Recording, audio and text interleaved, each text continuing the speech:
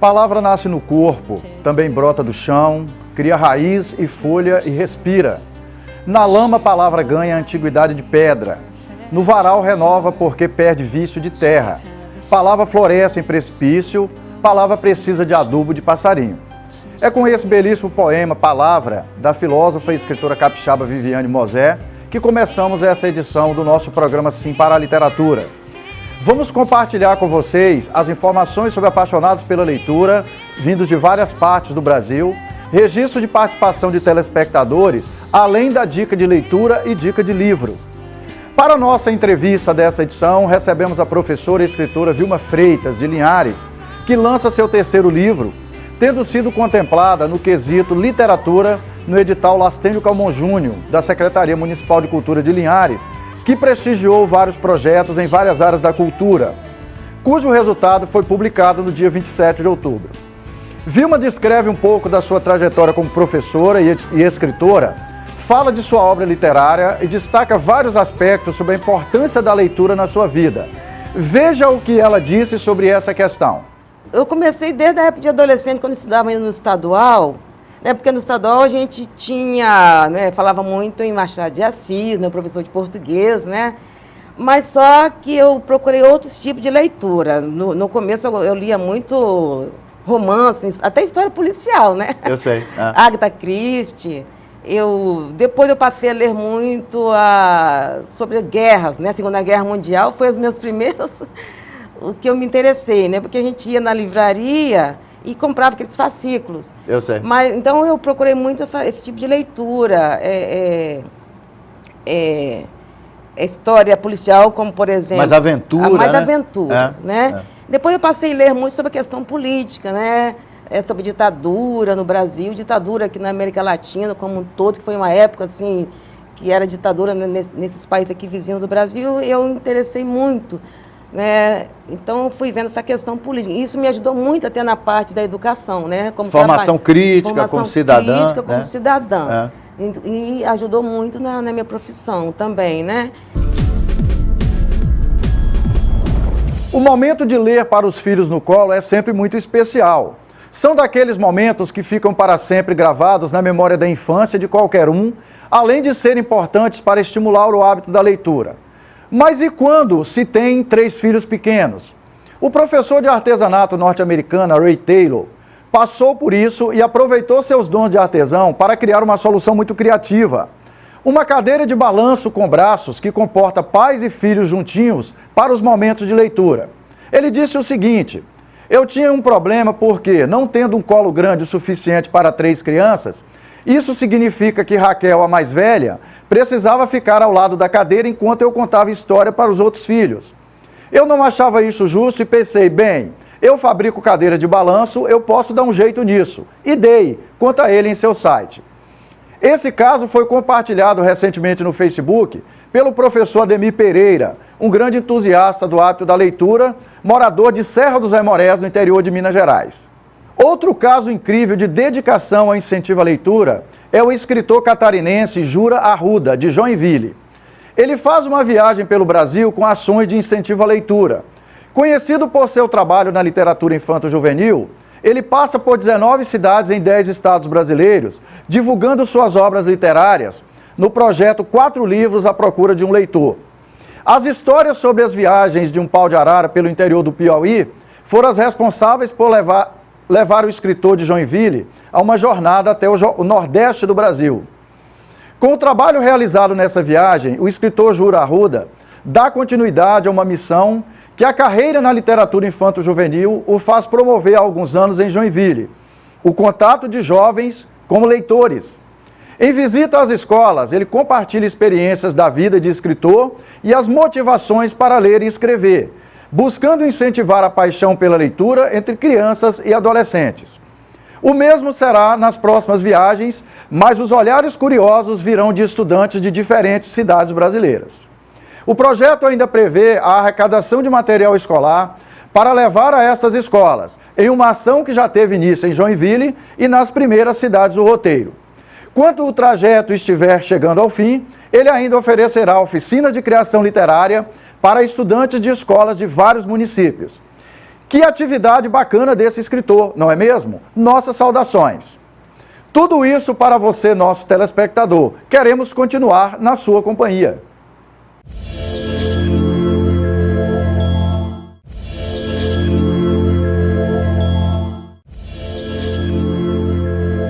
Cinco motivos para ler para seu filho. Não é preciso esperar que os pequenos cresçam para montar sua biblioteca e começar a ler. Na verdade, não é recomendável, inclusive. A Sociedade Brasileira de Pediatria já receita livros para crianças desde o nascimento e alerta para uma porção de benefícios que a leitura traz nos primeiros anos de vida, sem contraindicações e livre de efeitos colaterais. Primeira dica: ler aumenta o vínculo entre pais e filhos.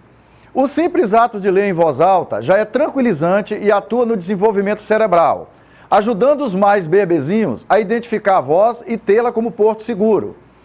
Um estudo canadense reuniu 116 famílias em situações estressantes e comprovou que ler para as crianças tem efeito tranquilizador e traz sensação de intimidade, controle e normalidade. Segunda dica: pequenos leitores tendem a se tornar adultos mais articulados e inteligentes. Aspectos cognitivos, em especial o desenvolvimento da linguagem, estão no topo dos benefícios lembrados pelas pessoas quando o assunto é o incentivo. A leitura atua na construção do papel de cidadão, que, aliada com a saúde do corpo, vai significar também na qualidade de vida dos pequenos. No caso dos bebês que nascem com alguma deficiência, o cérebro pode criar novas conexões para suprir habilidades perdidas, como o estímulo de contar histórias. Terceira dica: é a melhor maneira de explicar assuntos complexos e ajudar a interpretar sentimentos. Este momento não pode se tornar uma atividade mecânica de ler somente por ler. Esta é a oportunidade que você cria para que os pequenos possam refletir, analisar e conversar sobre a história. Muitos dos conflitos vividos pelos personagens podem, em diferentes situações, ser os mesmos vividos pelos pequenos. E identificar-se é um passo muito importante no autoconhecimento e na verbalização dos seus sentimentos. Quarta dica: ler aumenta o repertório cultural. Quem nunca se surpreendeu quando a oratória de um pequeno sobre algo que nem mesmo um adulto diria com a mesma sabedoria? As crianças surpreendem o tempo todo, se mostrando mais inteligentes do que a gente imagina. Mas de onde elas tiram esse conhecimento todo? Do seu repertório cultural. Das coisas que elas veem, escutam, experimentam, descobrem e leem. Das viagens que elas fazem no mundo das histórias, do conteúdo que consomem e das referências que elas têm em casa, na escola e com os amigos. Por isso é importante que você envolva seu filho no que de melhor a leitura compartilhada tem a oferecer a vocês dois. Quinta dica: o que leva uma criança a ler é o exemplo. Essas palavras são da grande escritora brasileira Ana Maria Machado. E ela tem toda a razão. Ler não é talento, é hábito. Por isso é bem menos provável que um pequeno se torne leitor espontaneamente ou somente por influência externa. Então leia também. Ensine o seu filho o prazer de ler. A leitura é importante e benéfica demais para que você deixe somente com a escola o papel de apresentá-la ao seu filho. Permita que o livro faça parte da sua vida. A leitura ela é fundamental para o aprendizado do aluno. Não só para o aluno, mas para o indivíduo, né, em si, como cidadão, como pessoa atuante na sociedade. A leitura ela abre novos horizontes, novas percepções na vida do indivíduo. Então, a pessoa que lê, automaticamente, ela busca mais conhecimento, ela tem mais vontade, ela consegue compreender melhor o mundo que está à sua volta. Eu tive o privilégio de crescer numa família que me ensinou a gostar de ler. E por ter escolhido ser professora, a leitura me mostrou o quanto que ela pode contribuir para a construção de um país melhor e principalmente para formar seres humanos melhores. Eu acredito muito no potencial de reflexão que a leitura proporciona a cada pessoa. Isso garantiu-me ser uma pessoa que valoriza a leitura e, principalmente, me deu a ferramenta principal para o meu trabalho de professora e de pedagoga. Aprendi a falar melhor e escrever melhor por meio da leitura. O livro A Resposta, da escritora norte-americana Kathryn Stockett, que faz um retrato dramático das situações vividas pelas mulheres negras, empregadas domésticas nos anos 1960, no estado do Mississippi, nos Estados Unidos, num período em que havia um destaque significativo para a luta dos negros pelos direitos civis. A cidade onde a história acontece é Jackson, no mesmo estado. As famílias brancas da época têm como hábito utilizar as empregadas domésticas, mulheres negras livres, praticamente como faz-tudo em suas casas, inclusive em muitos casos como mães substitutas para seus filhos, enquanto as donas de casa viviam voltadas para questões ligadas às reuniões e práticas sociais e na busca de um bom partido para relacionamento ou casamento. As empregadas domésticas, apesar da sua grande utilidade, sofrem com as atitudes autoritárias e discriminatórias das suas patroas, que se consideram como seres inferiores, ignorantes e fazem passar por humilhações frequentes, desde não poder comer com os talheres e pratos que são utilizados pela família branca, até a possibilidade de não utilizarem o mesmo banheiro da casa. A jovem branca Skeeter, que na infância e adolescência foi criada pela adorada empregada doméstica Constantine, retorna para a casa dos pais após completar o curso universitário de jornalismo. Ela ambiciona fazer carreira profissional como jornalista e sonha ser escritora, procurando se distanciar do lugar comum em que vivem as mulheres da cidade. Sua mãe, no entanto, não economiza esforços para conquistar um bom partido para a filha. A segunda personagem é Abilene, uma empregada negra, talentosa, sábia e imponente, e que já está ajudando a criar sua 17ª criança branca.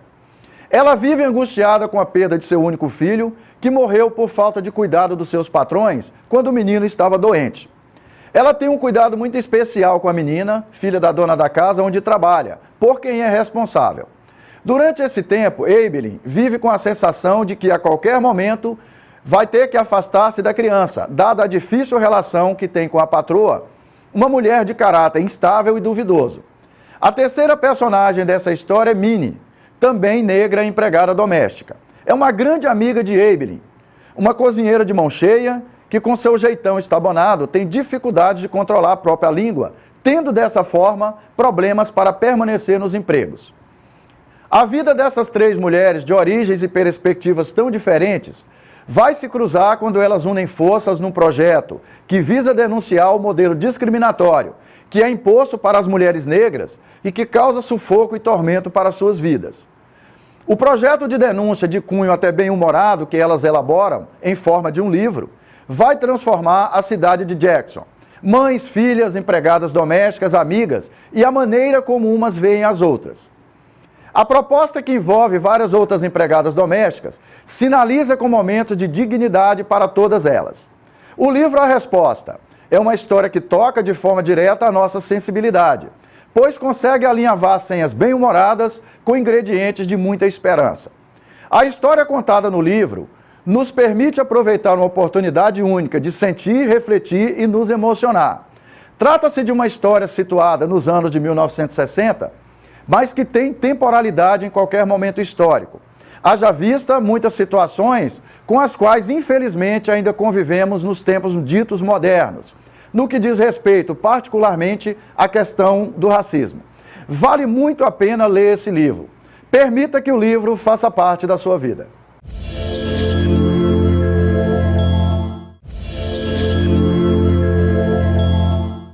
Nessa edição do nosso programa Sim para a Literatura, temos a satisfação de receber a professora e escritora linharense Vilma Freitas. Vilma já é autora de 2 livros e agora recentemente o projeto de um novo livro dela foi contemplado aqui pela Leila Austênio Calmon Júnior. Vilma, seja bem-vinda ao projeto Sim para a Literatura. Eu queria que você ficasse bem à vontade aqui na nossa companhia. É um prazer ter você aqui no programa. Eu queria que você falasse, Vilma, um pouco da sua trajetória como professora, como escritora. Sei que você faz um trabalho aí de contação de história para as crianças nas escolas, né? E depois a gente vai falar um pouco da sua obra literária. Queria que você falasse um pouco da sua trajetória como professora e como escritora. Bom, como professora, eu sempre trabalhei com a educação, com as séries iniciais, né? Mas eu sou formada também em geografia, tenho faculdade de licenciatura em geografia, mas o meu tempo maior, né, dedicação maior foi nas séries iniciais, até o 5º ano, né? Mas trabalhei muito tempo com geografia também. E atualmente eu trabalho no CEJA, né? Atendendo os alunos da educação inclusive, na educação especial. Jovens e adultos. Jovens e adultos. Toda a sua trajetória como professora sempre foi escola de Linhares. Foi, sempre escola de Linhares. Estudei aqui, nasci aqui e comecei já dedicando o tempo todo só na educação. Como é que tem sido o seu projeto de educação, Vilma? Você como professora, como é que você percebe a educação, né, nesses grupos aí com os quais você trabalha? A educação é um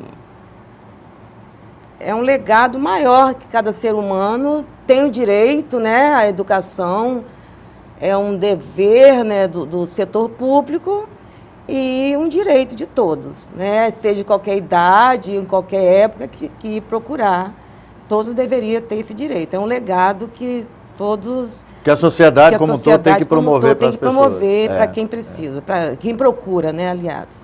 Ô, Vilma, você de tem... boa qualidade. De boa qualidade, de preferência, né, Vilma? Preferência. É. Você tem o histórico, né, de já ter publicado 2 livros, agora você vai publicar um 3º aí, que foi contemplado pelo edital municipal. Exatamente. Como é que a leitura entrou na sua vida? O seu hábito de leitura entrou na sua vida? Não, Começou quando? Eu comecei desde a época de adolescente, quando eu estudava ainda no estadual, né, porque no estadual a gente tinha, né, falava muito em Machado de Assis, né, professor de português, né? Mas só que eu procurei outros tipos de leitura. No começo eu lia muito romances, até história policial, né? Eu sei. Agatha Christie. Depois eu passei a ler muito sobre guerras, né? Segunda Guerra Mundial foi os meus primeiros, o que eu me interessei, né? Porque a gente ia na livraria e comprava aqueles fascículos. Eu sei. Mas, então eu procurei muito esse tipo de leitura.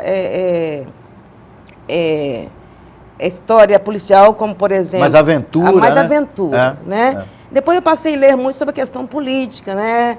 Sobre ditadura no Brasil, ditadura aqui na América Latina como um todo, que foi uma época assim, que era ditadura nesses países aqui vizinhos do Brasil, e eu me interessei muito, né? Então eu fui vendo essa questão política. Isso me ajudou muito até na parte da educação, né? Como formação crítica como cidadã. Crítica como né? cidadã. E ajudou muito na minha profissão também, né? E depois eu também comecei a ler muito outro tipo de leitura. A leitura, né, procurar os escritores brasileiros, né, como Jorge Amado, né? Atualmente eu estou lendo muito por exemplo, o José Saramago, né? Escritor português. Escritor português Saramago. Muito bom. Fala sobre... essa questão assim também política, né? José Saramago é um escritor que tem uma crítica muito forte. Ensaio da lucidez, né? Então ele mostra muito Ensaio da cegueira, né? Cegueira, né? Inclusive até um filme, né? Exatamente. Sobre isso. Foi transformado num filme. Foi um filme. E tem outros atores, outros escritores também que às vezes eu não conheço todas as obras deles. Por exemplo, o Fernando Pessoa, né? Que é um escritor português. Mas assim é o estilo de vida, né? O que ele procurava, o que ele...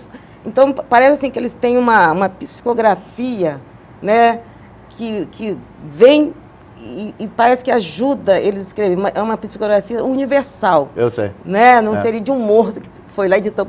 Mas, assim, ajuda. Como que esse cara escreve tão bem? Então, às vezes, por exemplo, o Manuel Bandeira, né, um grande poeta, né? Que às vezes ele fazia um poema até de um simples objeto dentro de casa, uma chaleira. De coisas corriqueiras, coisas do dia a dia. Né? Então a maneira de escrever, acho que já vem da pessoa, o dom da escrita, né? Da boa escrita já vem com a pessoa, já é o dom, acho que já nasce com ele. Você atua há quantos anos como professora, Vilma? Como professora, já sou até aposentada, tenho né? uns 30 anos. 30 anos. Qual a importância que tem... o professor ser um professor leitor, o professor ter o hábito da leitura? Eu acho que seria primordial, né, para ele dedicar, para ele ajudar os alunos a desenvolver o hábito da leitura, porque às vezes ele pede para ler, mas ele não lê, né? Ele cobra, mas às vezes ele não cumpre, né, essa tarefa. Como que ele vai incentivar se ele também não tem ideias? Porque quando ele lê, é mais fácil dele indicar, oh, esse livro aqui é muito bom, esse livro aqui fala sobre isso, indicar os autores.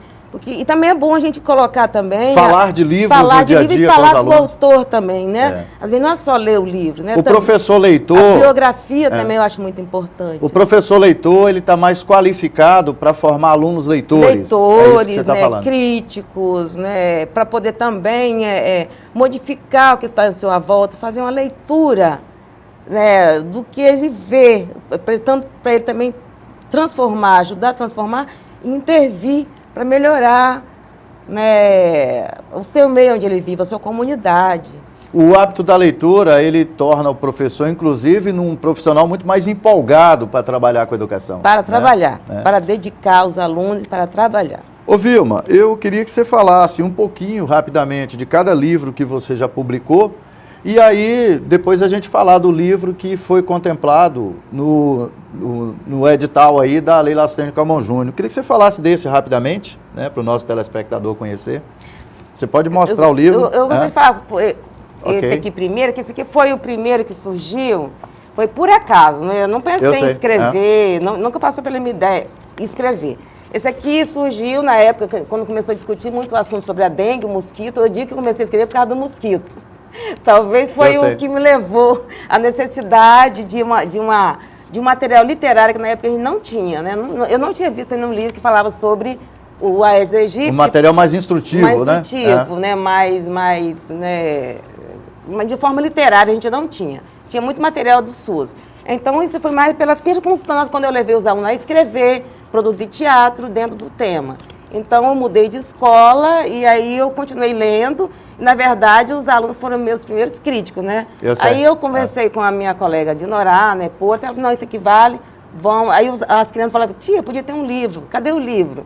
Foi daí que surgiu a ideia de fazer. Ótimo. Incentivada pelos alunos. E o João? E esse João aqui, que eu gosto muito, ele tem muito a ver com a minha observação sobre o que está acontecendo no meio ambiente. Essa mudança climática rapidamente, né? Que quando a gente ouvia os cientistas, né, os estudiosos falar da mudança climática, a gente achava que fosse daqui a 50 anos, conforme eles falavam. Parece que estava tão distante, Parece né, que estava tão distante. E de repente veio essa mudança radical, né, essas tragédias aí, El Niño, o efeito estufa, tudo isso fez essa mudança ser tão rápida e assustadora ao mesmo tempo. E aí isso me levou a lembrar, a retornar ao meu tempo de criança, quando morava na zona rural, que eu sou da zona rural. Tinha a natureza toda à disposição, né, morava no meio, né, de uma clareira da Mata Atlântica. E aí eu fui fazendo esse histórico, é um livro mais de memória, na verdade, né? Ok. Colocando o que eu vi na época, até chegar nos dias de hoje. A gente tinha uma mata diversificada, a Mata Atlântica, e de repente a gente vê o meio ambiente todo modificado, né? A gente vê uma mata homogênea, né? Agora a plantação de eucalipto. De qualquer forma, os grandes projetos agropecuários e florestais, né? Pelas grandes empresas, a interferir no meio ambiente, a modificar bastante, radicalmente. Aí isso me levou a colocar, porque quando a gente escreve, a gente quer colocar aquilo que nos preocupa, nos incomoda. Talvez tenha sido isso. Eu queria que você, para a gente finalizar esse encontro, né, que você falasse assim de forma breve do livro que você escreveu recentemente e o que o projeto foi contemplado pelo edital da Lei Lastênio Calmon Júnior aqui de Linhares. Verdade. Que o resultado saiu recentemente, né? Fique à vontade, Vilma. Bom, este aqui é especial porque ele diz muito sobre a minha área. O nome é No Reino da Educação. No Reino da Educação. Né? Eu tive assim, muita facilidade para escrever, porque é o que eu vivi como professora, que relata a história de aluno e professor, os diversos tipos de alunos. A gente tem um público, assim, de cada dia um personagem diferente. Então, eu quis colocar essa história, né, colocando a nossa vivência a cada dia dentro de uma escola. Né? Está aqui ainda encadernado dessa forma, mas começa assim, pelo menos só um pedacinho. Ok. Há muito tempo, ou melhor, nem tanto tempo assim. em um país bem distante, governado por um rei, o mais bonito entre todos os reinos, onde habitavam as mais belas criaturas. Esse livro é voltado para qual público, Vilma? Ele... Para crianças, para jovens, para adolescentes? Tanto faz para o pai que vai ler para o filho, que ele vai se identificar que ele também já foi aluno, para as crianças que estão na escola e para ele analisar com ele enquanto aluno, né? Qual é a atitude dele enquanto aluno, qual as tarefas dele enquanto aluno, quais as responsabilidades, como ele se identifica como aluno, quem é ele, que aluno eu sou. Eu pensei nessa forma, mas de uma forma lúdica, uma forma bem leve e bem poética. Quando ele está na escola, efetivamente, qual é o papel dele ali? É isso que você está, mais ou menos isso? Essa discussão de relacionamento dentro das escolas, né? A relacionamento entre professor e aluno, entre aluno e aluno, a relacionamento dentro da comunidade escolar. Para chamar a atenção dos pais, dos alunos e da comunidade escolar e chamar a atenção também para uma escola de boa qualidade, o que fazer para melhorar a educação. Ótimo. Vilma, assim que o livro estiver pronto, a porta já está aberta para você vir aqui apresentar para o nosso telespectador. Eu quero agradecer a boa vontade que você teve de vir aqui conversar com a gente no programa Sim para a Literatura. Entre em contato com o programa Sim para a Literatura através do e-mail simparaliteratura@gmail.com, que está aqui na nossa tela. Para que você tenha acesso às edições anteriores do programa, você acessa o nosso canal no YouTube, que o endereço também está aqui na nossa tela. Muito obrigado.